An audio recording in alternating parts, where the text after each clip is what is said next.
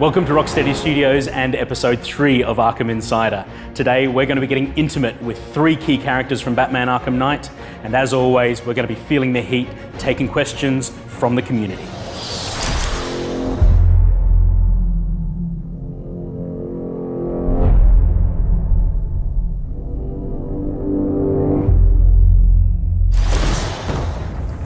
I want you to imagine a city. A city broken and crushed under our feet. Take that picture. Hold on to it. We'll make it happen.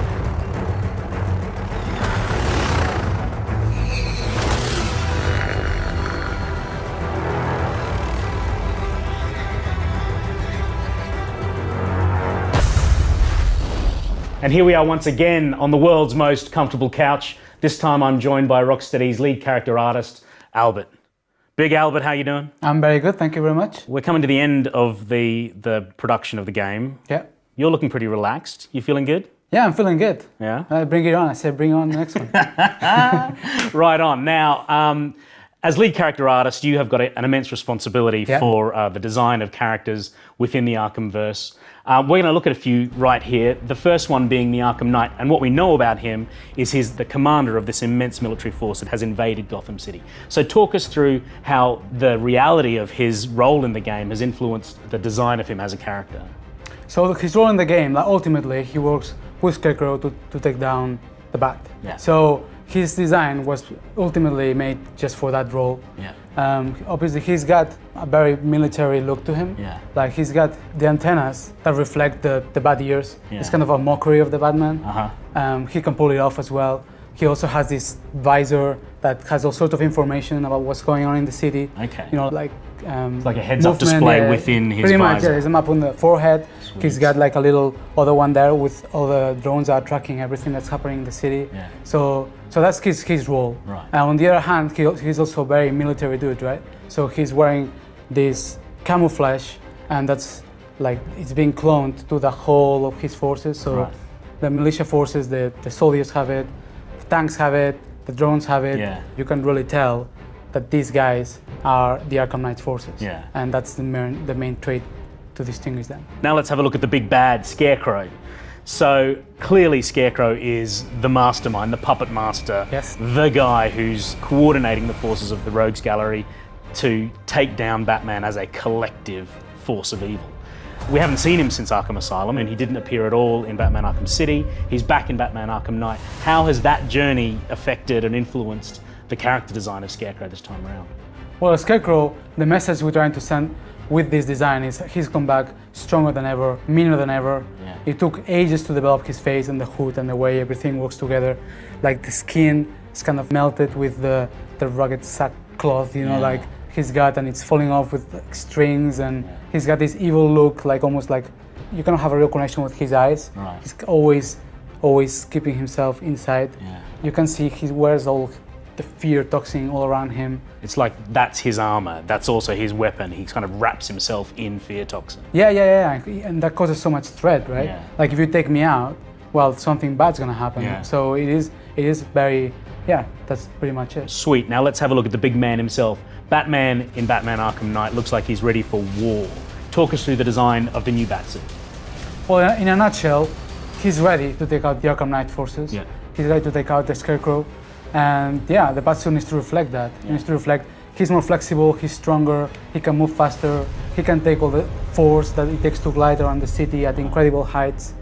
So the cape has been implemented not around the rim of the cowl, but underneath the armor padding. And as you can see, the chest armor is flexible, it separates. The bat sign is still his strongest bit, as is traditional in Batman, in the Batman universe, in the Arkham games.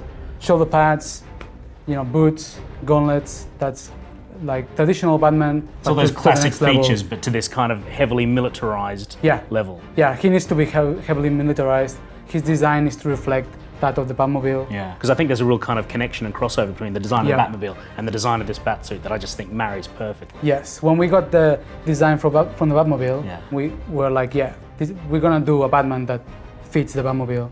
We kind of took all the shapes, took all the colors, the materials, and tried to make them, to make a connection between the two. Yeah. So human and machine. Man and machine together, Yeah, that's it. facing down the forces That's of it. the Arkham Knight and Scarecrow. You say it, man. Boom. All right, Albert, it's clear that more than just a little bit of love has gone into the creation of these characters over the last 4 years. How do you think Batman fans are going to react when they play Batman Arkham Knight?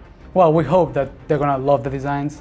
We always watch for what they say on YouTube, what they say in the forums, make sure that all the feedback is addressed as much as possible, because they are the people who know about Batman, right?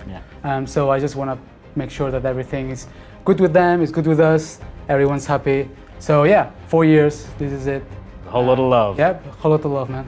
That was Albert, the character king, here at Rocksteady Studios. We're joined once again by Ian Ball, lead designer. Of course, Albert is back. Question number 1 comes in from Brandon. Boom! And he asks, does the Batmobile get its own talent tree, like gadgets and physical abilities? Ian, this sounds like one for you. It is, and the Batmobile does have its own talent tree. You can upgrade the weapons, you can upgrade the different systems inside the Batmobile, which will allow Batman to eject higher and further out of the car quicker. Nice. Fire more weapons, upgrade the firepower. There's loads of different upgrades for the Batmobile. Just like Batman himself, the onboard weaponry, all of the systems, they've all got their own development trees. They do. Number 2 comes in from The 10th, and they ask, what was the hardest character to adapt/design for the next gen graphics? Albert, this one's right down your street. I would say that was Poison Ivy. Okay. Getting that design to work in such realism, and then trying to get the subtleties on the skin and just trying to get that beauty and transferred into the next gen without, going too crazy. It was a real challenge. And it looks awesome. Thanks. Nice job. Question number 3, Headby asks, what was the design and decision-making process for the looks of the characters? Normally it starts with going to the design team and the script team, Yep. just seeing what's going on with the character, what story is behind it, what details can we get. Then we meet with the art director and we try to squeeze as many thoughts as we can, work on, like silhouettes, work on details, and then once we are hands-on, just keep on iterating through the character until the project's over, pretty much. Because you guys you've been polishing for what feels like years now. Yeah, it's been a long process. Nice. Tagger 101 comes at us with this. How hard was it to find a balance between Batman and the Arkham Knight ability-wise? Ian Ball. Batman and the Arkham Knight are very evenly matched. It's like the immovable object and the unstoppable force. They're clashing. Batman's got the Batmobile, the Arkham Knight has got his whole military force behind him. Something's got to give, but which way is it going to go? Thank you very much for hitting us with those. We will get around to answering each and every other question that comes in as soon as we can. I wish we could do this all day long, but we can't. That's it for this episode of Arkham Insider. Let us know what you thought down in the comments, and we'll see you next time. And until then, be the Batman.